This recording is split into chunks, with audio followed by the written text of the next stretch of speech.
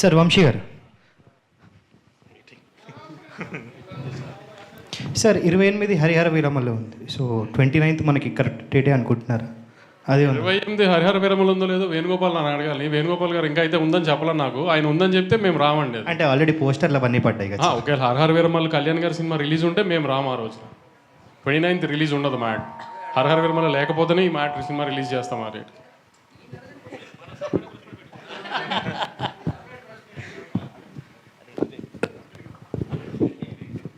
వంశీ గారు, నేను Venkat NTV sir. టీజర్లో ఫస్ట్ 116లో చదివించారన్నారు, ఏంటి సార్ అది? సినిమా ఖర్చు ఎక్కువ అయిపోయింది, ఇంకా డబ్బులు లేక లాస్ట్లో తక్కువ చదివించాలి. లేదు సార్, అనౌన్స్మెంట్ అయింది, ఇంకా మా దగ్గరకు రాలేదు. 116 మీ ముఖంగా అడుగుతా. Okay okay. అంటే మొత్తం కూడా ఇప్పుడు ప్రొడ్యూసర్గా మొత్తం కూడా మీ సిస్టరే చేస్తున్నారా? అంతే అంతే. ఈ సినిమా వరకు ఏదన్నా తనే చూసింది, అందుకని నా దగ్గర డబ్బులు లేక లాస్ట్లో తక్కువ చదివించాను.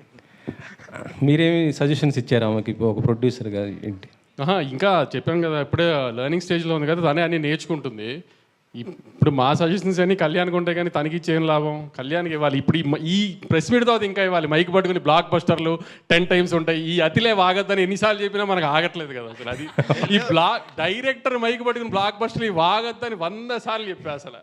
లేదండి, ఇంతవరకు చెప్పలే, బట్ ఇప్పుడు తీసుకుంటాం. ఇప్పుడు వంశాన్ని వచ్చి ఏదో ఒకటి అనకపోతే మేమే అనాలి అన్న ఒక మాట మీ సైడ్ నుంచి ఒకటి. సితార్ అంటేనే బ్లాక్ బస్టర్ సార్, ప్రతిది కూడా.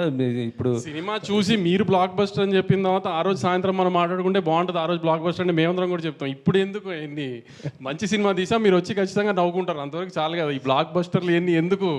మళ్ళీ రేపు ఏమన్నా అయిందనుకో అతనే తిడతారు. అన్నీ అలవాట్లేదు కదా మీకు, మాకంటే బాగా అలవాటు, అతనికి అలవాట్లేదు కదా ఇవన్నీ. మాకంటే ముందు మీరు చూసే ఉంటారు కదా, ఎలా అనిపించింది? అతను చెప్పినట్టు ఈసారి కూడా కథ ఏం ఉండదు. అలాంటి ఏం ఎక్స్పెక్టేషన్ రాయకండి.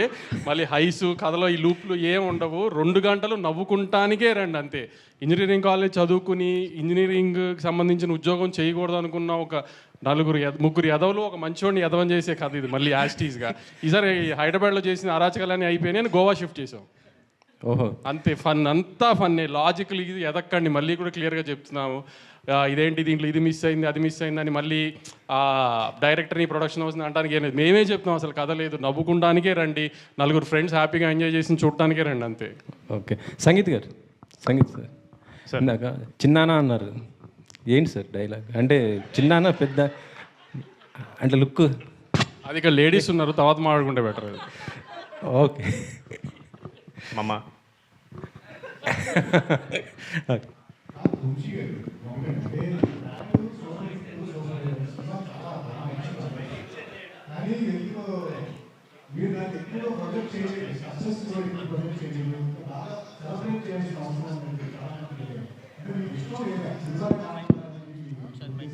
అంటే రిలీజ్ తర్వాత అంటున్నారా ముందు అంటున్నారా?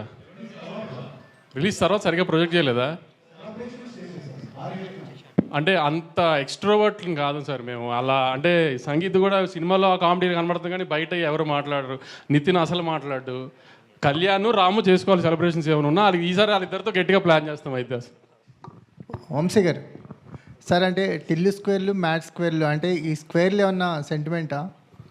అంటే మ్యాడ్ మ్యాక్స్ అని పెడదాం అనుకున్నాము. మ్యాడ్ మ్యాక్స్ అని హాలీవుడ్ సినిమా ఒకటి ఉంది. ఇప్పుడు ఆ దగ్గరికి రైట్స్ కొంటాం కంటే ఇంకో 10 సినిమాలు తీసుకొచ్చి అని మ్యాట్ స్క్వేర్కి మార్చాం. మీకు అంటే ఈ సినిమా అంటే కథ లేదు, సరదాగా నవ్వుకోవటానికి రమ్మని చెప్తున్నారు. అంటే మ్యాట్ చూసిన తర్వాత కూడా ఈ పెద్ద కథ ఎక్స్పెక్ట్ చేసే అవకాశాలు కనిపించాలి. టీజర్ అవి చూసినా కూడా నువ్వు ఎక్స్పెక్ట్ చేయట్లేదు కదా. వెరీ గుడ్, నువ్వు తెలివైనోడివి. వంశీ గారు, మ్యాట్కి సంబంధించి మీరు ఇక్కడ ఇదే వేదిక మీద అదే ఎంజాయ్ చేయకపోతే టికెట్ డబుల్ రిఫండ్ ఇస్తా అన్నారు. ఇప్పుడే మన సంగీత్ కూడా ఏదో చెప్తున్నాడు, డబుల్ రిఫండ్ చేస్తారని. ఏంటి సార్ ఈసారి ఏం చెప్పబోతున్నారు? ఎలాంటి ఆఫర్ ఇవ్వబోతున్నారు మ్యాట్ 2కి? ఈసారి కూడా యాజ్టీస్గా ఇంచుమించుగా డబ్బులు వెనక్కి ఇవ్వను, ఖచ్చితంగా డబ్బులు వెనక్కి ఇస్తాను. సారీ, కానీ ఈసారి వీళ్ళు 4 డబ్బులు ఇస్తాను. ఎందుకంటే ఈసారి వీళ్ళకి బాధ్యత ఇచ్చాము. లాస్ట్ టైం మాది బాధ్యత అంత కొత్త పిల్లలు. ఈసారి అంతా లాస్ట్ టైం స్టార్స్ అయిపోయారు కదా. ఈసారి కానీ మీరు కానీ సాటిస్ఫై అయిపోతే వీళ్ళు 4 డబ్బులు కట్ చేసి మీ అందరికి పనిచేస్తా. కళ్యాణ్ గారు, ఇంతకీ సినిమాలో బాయ్ ఎవరండి? Okay boy. కాదు, అదేంటి సర్ప్రైజింగ్ ఉండబోతుంది ఆ క్యారెక్టర్ ఏదన్నా? సర్ప్రైజ్ ఎవరు చేశారు? అదే కదా సర్ప్రైజ్. టీజర్లో గుర్తుపట్టలేదా ఎవరు? చెప్పమంటారా? చెప్పండి. దానికి ఏమన్నా అమ్మాయి అండి దాయటానికి మేమేమన్నా? సునీల్ గారు చేశారు కదా క్యారెక్టర్.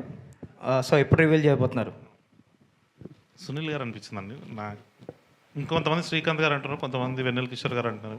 సరే, ఎప్పుడు రివీల్ చేయబోతున్నారు మీరు? సినిమాలోనే ఇంటర్వెల్ ట్రైలర్లో చెప్పరా? లేదు లేదు. అండ్ రీసెంట్గా రవితేజ గారికి కథ చెప్పారని విన్నాం, మీరు ఎంతవరకు వచ్చిందా? కళ్యాణ్ ఖాళీ ఉంటే ఇండస్ట్రీలో అందరికీ కథ చెప్తున్నాడు. Yeah. Mad gap, shooting gap వచ్చిందంటే ఎవరికైనా వెళ్ళి కథ చెప్పొస్తున్నాడు. సార్ చెప్పండి. నిజంగానండి, నేను అందరికీ చెప్తుంటా, బట్ ఏదో ఓకే అన్నది వంశీ అన్న చెప్పాలి. తర్వాత ఏం చేయాలన్నది అన్న చెప్తుంటాను, అదొక్కటే. వంశీ గారు, సోషల్ మీడియాలో ఎక్కడ చూసినా ఇప్పుడు మీ సినిమాయే ట్రెండ్ అవుతుంది, డాకు మహారాజ్. లాస్ట్ 2 సినిమాలు, సితారాలో నుంచి వచ్చిన లాస్ట్ సినిమా లక్కీ భాస్కర్ కానీ లేకపోతే డాకు మహారాజ్ కానీ, 2 కూడా మీరు బాగా నమ్మి చేశారు, మంచి క్వాలిటీ ఫిలిమ్స్ 2 కూడాని. బట్ థియేటర్లో అండర్ పర్ఫామ్ చేసి నెట్ఫ్లిక్స్లో తెగ మాట్లాడేసుకుంటున్నారు, ట్రెండింగ్లోకి వెళ్ళిపోతుంది. ఇది ఏంటిది, ఒక యాంటీ క్లైమాక్స్ లాగా అనిపిస్తుంది ఒక ప్రొడ్యూసర్గా? అంటే కొంచెం థియేటర్లో ఎక్స్పెక్ట్ చేసినంత రెవెన్యూ రాకపోవడం కొంచెం డిసప్పాయింటింగే. కానీ లక్కీ భాస్కర్కి వీ న్యూ కొత్త జానర్ తీసుకున్నాము, లిమిటెడ్ ఆడియన్స్ ఉంటుంది, ఇది అదే we knew it. Multiplexes genre ఉంటుంది అనుకున్నాము, కానీ మల్టీప్లెక్సెస్కి వచ్చేటప్పటికి ఏమైందంటే కొంచెం అమరాన్ కూడా అదే జానర్ సినిమా అయ్యేటప్పుడు డివైడ్ అయింది. సంక్రాంతికి ఏం జరిగిందో చూశారు కదా, బాలకృష్ణ గారు ఎక్కడెక్కడైతే ఇరక్కొట్టేయాలో ఆ ఏరియాస్ అని ఇరక్కొట్టేసింది. కొంచెం సంక్రాంతికి వస్తున్నాము, బ్లాక్ బస్టర్ అవడం వలన దాంట్లో డివైడ్ అయిన పోర్షన్స్లో డివైడ్ అయ్యి పండగ తర్వాత అది కొంచెం లీడ్ తీసుకుంది. So we are very happy. Venkatesh గారికి పెద్ద హిట్ వచ్చింది, రాజు గారికి పెద్ద హిట్ వచ్చింది, we are very happy with it. నా సక్సెస్తో కూడా ఐఎమ్ వెరీ హ్యాపీ, కానీ అనుకున్నంత రీచ్కి వెళ్ళలేదు, కొంచెం రీచ్ అయ్యి వెరీ గుడ్. ఇప్పుడు సీక్వెల్ అడ్వాంటేజ్తో డబ్బులు వచ్చే సినిమా అయి ఉంటుంది ఇప్పుడు ఇదా? ఇది ఆబ్వియస్లీ ఖచ్చితంగా డబ్బులు రావాలనే కోరుకుంటున్నాను డెఫినెట్గా. కానీ మీరు అన్నట్టు పక్క సినిమా ఎలా ఉంటుందో మనం జడ్జ్ చేయలేం కదా, కాబట్టి నా సినిమా మీద అయితే నేను వెరీ కాన్ఫిడెంట్. ఇందాక జస్ట్ జోక్స్ అపార్ట్, కళ్యాణ్ చెప్పింది 100%. మీరు మ్యాడ్లో ఎంత నవ్వుకున్నారో దానికి డబుల్ నవ్వుకుంటారు డెఫినెట్గా. సినిమా చాలా బాగా వచ్చింది, ఎక్కడ మిస్ఫేర్ అయ్యే స్కోపే లేని సినిమా అసలు. ఏంటి ఈ పక్క సినిమాల ప్రాబ్లం ఎక్కువ అవుతున్నట్టుంది మీకు, సోలోగానే బెటర్ ఏమో ఇక్కడి నుంచి? మనం సోలోగా రావాలనుకుంటాము, కానీ ఏంటంటే చూస్తున్నారు కదా, ఏ సీజన్ బట్టి ఇప్పుడు సినిమాలు డిలేలు అవ్వడం అన్ని ప్రొడక్షన్ హౌసెస్కి. సో ఆ డేట్స్ అసలు క్లాష్ అవుతుంది. సో ఇంకా ఆయన అవాయిడ్ చేయలేం. ఒకరోజు అలా కుదురుతుంది, ఒకరోజు మనకు కుదురుతుంది. ఇదంతా ఇంకా పార్ట్ ఆఫ్ ది గేమ్ అనుకుని వెళ్ళటమే. ఆల్ ది బెస్ట్ అండి. Thank you. హారిక గారు. హలో అండి. హలో అండి. మీ బ్రదర్ ఇండస్ట్రీలో ఎక్కువ సినిమాలు చేసే ప్రొడ్యూసర్, అలాగే మాట్లాడడంలో కూడా అసలు ఎక్కువ మాట్లాడే ప్రొడ్యూసర్. మీరు ఎగ్జాక్ట్లీ ఆపోజిట్. ఏంటి మీ టార్గెట్ ఏంటి? నాకు తెలిసిన చాలా తక్కువ మాట్లాడతాడు, లాస్ట్ 2 years నుంచి మాట్లాడుతున్నాడు, but is a very silent person. మేము అందరం సైలెంటే అని ఐ బిలీవ్. ఇప్పుడు ఏంటి, ఆయన ఇన్స్పిరేషన్తో ఏదైనా అగ్రెసివ్ అవుతారా? అగ్రెసివ్ అంటే సినిమాలు చేయడంలో కానీ ఎక్కువ మాట్లాడడంలో కానీ? సినిమాలు చేయడంలో ఎస్, ఎక్కువే మాట్లాడు కాబట్టి I don't think that's the right question. Okay.